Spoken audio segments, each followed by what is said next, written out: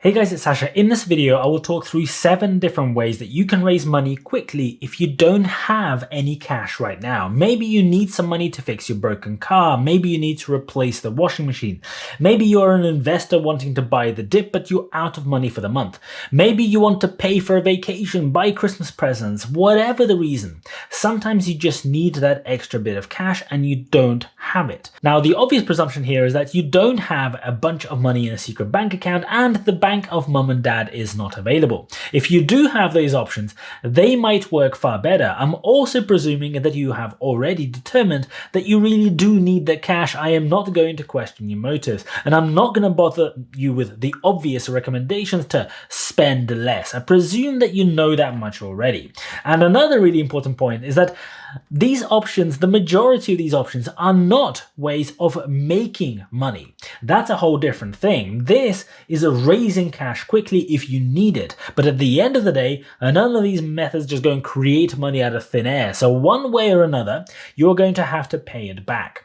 Some of these are great ways of raising money that cost absolutely nothing. Others are really bad ways, but they still work. And I'm going to cover all of them and tell you all the pros and cons of each one as we go through them.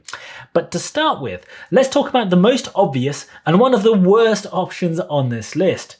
You can just go and borrow the money. I know, I'm teaching grandma to suck eggs, but it is an option, and so it's one of the 7 on my list. Most people will have 2 ways that they can go and borrow money. You can get a loan or you can borrow on a credit card. Now, there are a lot of different kinds of loans, loads of different sorts of credit cards, and I'm not going to go into the depths of each of those in this video. Loans are a structured way of borrowing money. You get a load of cash sent to your bank account, and then you make fixed monthly repayments for a few years to pay it back. Nice and easy. A credit card is more nuanced, and most credit cards are only useful if the thing that you need money for can be paid by a credit card, because in some countries you can send money from a credit card to your bank account, but in most you can't do that, and even when you can, it is usually quite expensive. The best type of credit card you can get for this type of thing is a 0% purchase credit card. This will let you spend on the card but then not pay any interest for a fixed period of time, usually around 18 months to 3 years on the best ones. You will still have to make monthly repayments,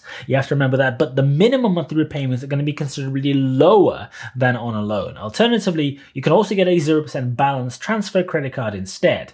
Then you can go and spend the money on your usual credit card, some other credit card first, and then transfer the money over to that other balance transfer credit card. You can sometimes get longer 0% periods on a balance transfer credit card to a 0% purchase credit card, but watch out for the upfront fee because it can be as high as 4 or 5%, although it can be as little as 0% if you choose a lower term. Now, loans are easier to repay because the payment structure is fixed for you. You don't have any option, you just repay it every month, and at the end of your 2 years, 5 years, however long, the loan is gone, it's done. With a credit card, you have to be much more organized and pay off the card yourself, or you can be stuck with a balance at the end of a 0% period when the interest rate goes up to 18.9 or 24.9% or whatever your credit card default rate is. I have a whole video that explains in a lot of detail how you can borrow money very cheaply using credit cards, so feel free to watch it afterwards. I'm going to put a link up here and in the description below. The next trick also uses credit cards, but in a very different way. Now, if you don't currently put all of your regular spending on a credit card, but you use your debit card instead, you can raise some cash very quickly by switching to use a credit card without really borrowing. Let me explain. Let's say you got paid last week, but you have bills and rent payments coming up and you need to pay for gas and you need enough money to buy food. You will use your debit card normally to buy for all those things, and you need to plan ahead for it. But you could pay most of your bills, the food, and anything else on a credit card.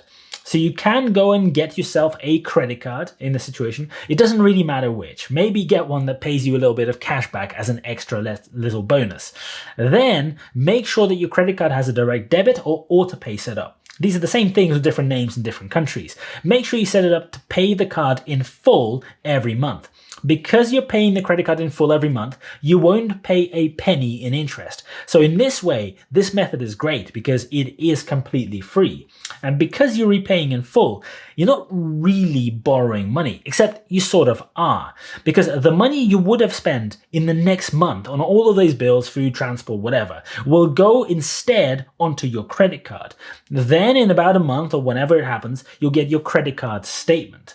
And then after that statement is generated, you then have another 20 to 25 days to repay that statement by the due date.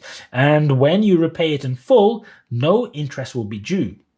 So doing this trick, all of your spending this month over the next month will only need to be paid next month after you've been paid again.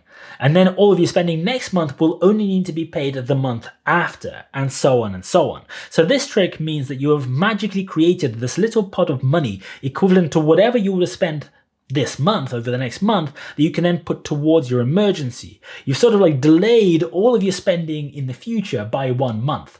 But remember, it's not really actually magic. You have essentially borrowed 1 month's worth of expenses on a credit card, even if it doesn't really seem like you did because you're repaying it in full. And eventually, if you want to go back to how you used to do things, eventually if you want to stop using credit cards, you will need to pay it back. So don't plan to stick with this arrangement forever. Now, the third option on my list is to raise some cash through a quick side hustle or a part-time job. This is not a glamorous option, and many people will scoff at the idea of, stacking shelves at your local supermarket or a few night shifts. But if you need a few $100s or pounds or whatever and needs must, this very unsexy method can be surprisingly effective. Minimum wage labor jobs are everywhere. Look on local advertising boards, in your local bar, in your local shop. There are loads of opportunities out there. Alternatively, check out online platforms like Fiverr or Upwork. You can go and sign up and find a gig today if you really wanted to. There are loads of jobs out there that don't really require specific skills, or you might already have skills that someone else will happily pay money for. You could write some content on a website for which you don't need much background information. If you play a musical instrument, if you can sing or maybe even draw, you can offer those services and people will pay for them. People will pay you to do that work. Some of these let you cash out pretty quickly. You could have the money in your bank account within a few days, but be very careful with part-time jobs if you need the cash fast. With some of the larger organizations, it could take over a month for that first paycheck to arrive. While we're on this subject of boring ways of making money, let's talk about doing a little clear out. Don't you worry, I'll get to some much more interesting and exciting options in just a minute. I did a clear out myself not very long ago, and it is amazing how much you can raise relatively quickly. Remember that old phone that you stopped using a year ago maybe that is gathering dust in that drawer, along with the screwdriver, some spare batteries and a charger for a device that you threw away in 2015? Well, there are websites out there that will pay you good money for that phone. Fill in the details, send the phone to them, and bang, you've got £100 or $100 in your bank account. And remember that old camera that you have absolutely no use for, or maybe you have an external hard drive that is still sitting in its packaging 2 years after you bought it? Go and shove it on eBay. It takes 5 minutes. And yeah, you'll have to package it up and post it and all of that mumbo jumbo, but by the end of the week, you can magic a lot more money than you think by just getting rid of stuff you don't need. The next option is pretty creative and is both really good and really bad at the same time, is being creative with your paycheck. This might not apply to everyone, but often if you're in a job in the UK, US, and other countries, you'll have additional perks or costs bundled into your paycheck. For example, your company might be offering you some kind of benefit. Maybe it's a car lease, or maybe it's some extra time off, or whatever. Maybe you're contributing to a private pension. For example, in the UK, a lot of people will be doing that. And all of this money comes out of your paycheck along with the taxes, and you just get the difference at the end paid to you every month. Now, if you really need cash and it's a short-term thing, you could temporarily give up some of those benefits in order to receive more money before things get taken out of your paycheck. In the UK, for example, you can voluntarily opt out of paying into a private pension through your work if you choose to do so and you inform your pension provider. It's not a great idea and it will cost you, because when you stop paying, your employer also stops paying their part of the contribution. And if you get a little too used to the extra money arriving every month, you might not choose to go back to paying the monthly contributions as you should. And that can have a very significant negative impact on your pension. So make sure you don't do something you later regret. But if you absolutely need to get that money, if needs must, this is an option that is on the table that is relatively easy. If you can suspend any of those benefits for, say, 1 month or maybe 2 months, you could get a bigger paycheck next time you get paid. And that could be the difference, that extra few hundred that it costs to fix your car. But let's talk about another creative option while we're at it that is even more controversial. If you have a mortgage and you've had it for some time, you might be able to use it to raise money at low cost. Be careful with doing this. If you are in a fixed term deal, for example, in the UK, it'll usually cost you a heck of a lot of money to borrow more because of the fees associated. So absolutely do not do that. It'll cost you several thousand in many cases to go and change your mortgage. But if you're on a standard rate or you live in a different country, this could be different. Usually mortgage rates are much lower if you have more equity in your house, and the rates are very often based on bands. So if your loan value is, for example, 75 to 85%, it's going to be one rate. If it's 60 to 75%, it'll be a different rate. And usually below 50%, you get the lowest rate regardless of how low the outstanding mortgage is. If you can borrow against your house without it costing additional fees, the interest rate is likely to be super cheap compared to many other forms of borrowing. And if you have space before the next interest rate band starts, you won't increase the cost on your existing mortgage along the way. So if you owe 65% of the house value on the mortgage, but the next rate band starts at 75%, you could borrow anything up to that 75% level without the rest of your mortgage increasing in terms of interest rates. Now, it will mean that you won't be able to repay the mortgage as quickly as possible. And many people won't like this option because it feels weird. You've been paying off your mortgage religiously for many, many years, and now you're adding back to it. But financially, it can make a lot of sense. You also often have the added benefit of being able to overpay your mortgage without penalties, either up to a fixed amount. For example, many mortgages allow you to repay up to 10% per year, or in some cases, however much you want. So if you do borrow the money this way, you can, and in some cases, you should go and pay back when you're able to do so. And now we've got to the most sophisticated method that sounds bad on the surface, but can actually be a pretty smart move. This is borrowing from your cash flow. If you're like most people, then every month you're paying down some kind of debt. Maybe you've got loans, maybe you're clearing a credit card, maybe you have car finance, whatever it is. And so every month, so many hundreds of dollars are exiting your bank account and going to paying those debts. And those payments are part of your monthly cash flow, the cash flow that has money coming in the form of wages and all the outgoings. One way to get hold of a chunk of money is to essentially borrow it from that cash flow.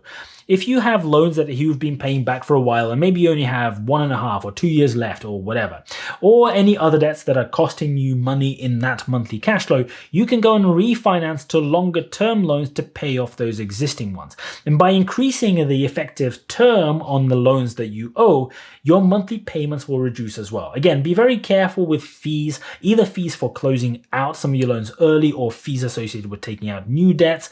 Plus, if you have relatively costly loans, you could actually get a new loan on a lower rate, especially if you're consolidating a few smaller loans into one bigger one. The combination of a lower interest rate and a longer term can reduce your monthly payments substantially. So instead of every month having to pay $600 towards your debt or £600 or whatever, you might only need to pay $300 now. And bang, you now have a magic $300 extra as a result to spend on that emergency over the next month. And next month, when you don't need that extra $300 you've just generated for another emergency, you can use to pay down the debt more quickly.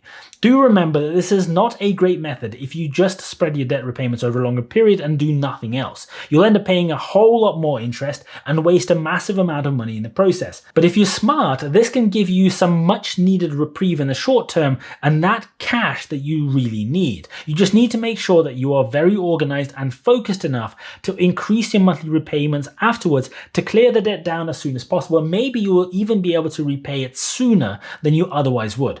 As I said at the beginning, not all of these methods are great and some of them will really not work for some people. But if you need the cash quickly, these are all great options if you really need to go and raise that cash. If you enjoyed this video, please don't forget to smash the like button for the YouTube algorithm. Thank you so much for watching. I really appreciate it. And as always, I'll see you guys later.